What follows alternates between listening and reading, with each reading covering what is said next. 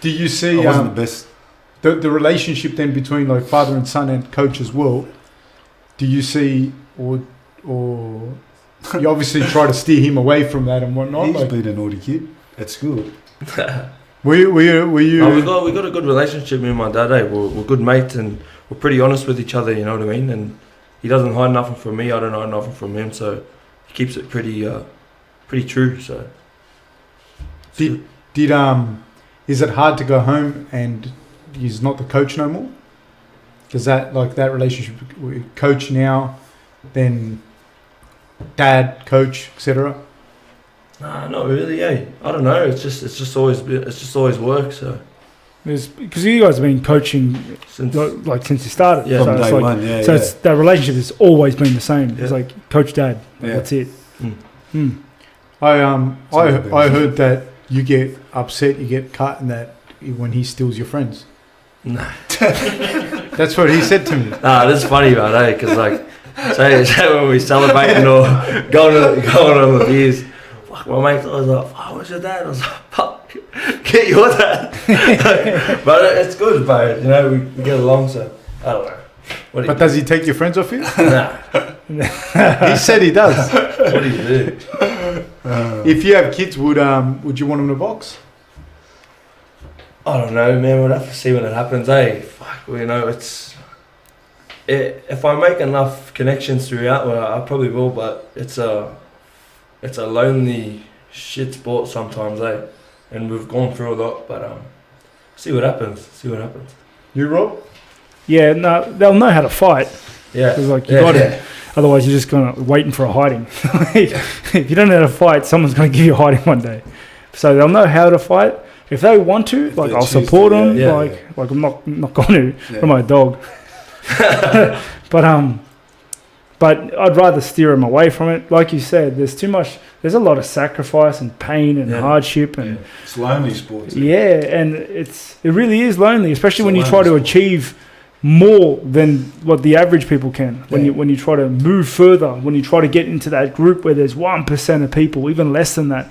It's like there's less than 1% of people up there because they've lost everyone. Like no one can. Like they've had to cut the bad fruits from the tree. They've had to leave friends that wanted to go out and party. That's right. And it's hard. And it's not only hard for you. It's hard for your family and for your support. Like it is a hard sport, the fight game, the fight world. And the thing is, people look at it and they go, I don't know, whoever they see, look at Floyd Mayweather and how much money he makes, and you think, dude, like, you fucking see like the guys that do wrestling or something, they get no money, government support, very little, if at all. Boxing, I don't know. I'd imagine they wouldn't get that much more in the amateur circuits, like government support. Nothing, No. And then even as you're fighting your way up as a pro, until you've gotten like a name, like you're probably not much either. No. Do you want to elaborate on that? So, like I had my first fight at 8 years old. So I've been doing the exact same thing since I was 8 years old. Running, training, punching, you know what I mean? Same thing. And I feel like maybe the last 12 months, I'm actually starting to get something out of it. You know what I mean? Boxing's actually giving a little bit back. Not enough to, support my family. Like if I was to have kids right now, I'd be, but I'm getting by, and you know what I mean? I haven't like got there yet, you know what I mean? Like that's a funny thing you mentioned as well. Like I see a lot of people talking and they're like, oh, when you love something, you can do it forever. Like you enjoy it, and it's like we love what we do. Yeah. We enjoy what we do. That doesn't mean it doesn't shoot us to get up in the morning and do the same thing every day. Yeah. Like there are still sessions we don't want to be at. Yeah. Like I can love something and still not want to do it. Yeah. It's hard. It's like a lot of, because like when they're trying to talk to me about it, it's like, oh, it must be great doing what you love. It's like it is, but then do it for 10 years. Yeah. It's a hard. Even I think like even if you're a parent, like you love it, you things or whatever, but if the kid cries at 3 a.m. and you got to get up at 6 a.m. to go to work, you're going to go, fuck.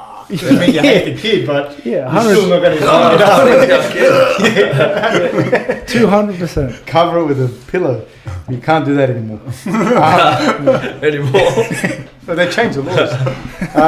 You started boxing or kickboxing because you can't box in New South Wales. Yeah, you weren't allowed to compete in boxing till you were 14. So before I was 14, I was doing heaps of Muay Thai and kickboxing, fighting on heaps of US kickboxing shows and stuff like that. So. How many kickboxing fights you have? Oh, man, maybe around 12. Yeah, 12. And so, would you still fight like in Queensland or other states? Yeah, well, we're going up to Queensland to fight there because the rules were different up there too. So, but kickboxing was pretty dodgy, eh? Like, the shows we used to fight, man. Kickboxing seems like a gentleman's sport. It's changed now, you know, but man, like, with boxing, we got blue books, you know, everyone knows their experience. There's novices. Man, when we were kids fighting on those shows, you'd just rock up, find another kid and go, oh, has he had many fights? The trainer would be like, nah, he hasn't had many. Just chuck him in. Far out. I was fighting like, I would have been, young, man, like 10, fighting like 12, 13-year-olds, you know what I mean? Like Pre-blue book days. Yeah, well, but I was a big kid too, so, and my dad was just like, yeah, nah, you'll be right, jump in, so.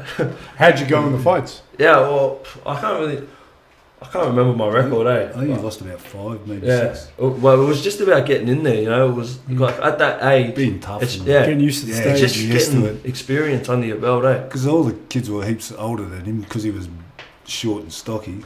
Oh, were you a short kid? He was short. He only bloomed. was He only pretty bloomed when he was about 20. I thought he was going to be short like my dad. Did you enjoy kicking? Are you good at kicking? Oh man, well, back in the day, man, like I was a southpaw, so I was like the left kick was, Yeah. you know, back when I was a kid. But it was just I grew up kickboxing, so I was I didn't mind it, eh? It was good. But the transfer from going from kickboxing to boxing, because I had kickboxing and then I'd have a boxing fight in like Canberra, because Canberra. The rules would be different. You could fight there when I was like 13 or 12, and then I'd go back to kickboxing and I was doing all this head movement and get kicked in the face. Because when we were about to spar earlier today, Fab goes, you know what? He's also had heaps of kickboxing fights. I was like, oh, that's all I need. He can kick now as well. Nah, man. I haven't got the kick for years. Maybe we could do some kickboxing. No way. Kickboxing. Man. Well, your dad was signing you up for kickboxing. Yeah. We're sparring. You know what? But on the way here, I was thinking in my head, I was like, oh man, like I probably could be able to do something. And then after we sparred, I was thinking, not a chance I'm copping a kick to the leg. No. We'll be able to walk for 2 weeks, eh? No way. So. When was the last time you did kickboxing? 14. I think 14. I had my last one. Over 10 years. Yeah. Over 10 years ago. Dad was so keen for you to kickbox. He signed you up. Like we pretty much signed the form. It's so he just throws in the deep end, man. It all was off-putting when we were sparring today. Was when I would come in, I'd land a crisp shot on you, and your dad would be like, "Yeah, good shot, Rob." I was like, my dad usually walks to the other person's corner and helps them out when we're sparring, man. Yeah, I'm going to make it hard for him. I was like, yeah. That was a good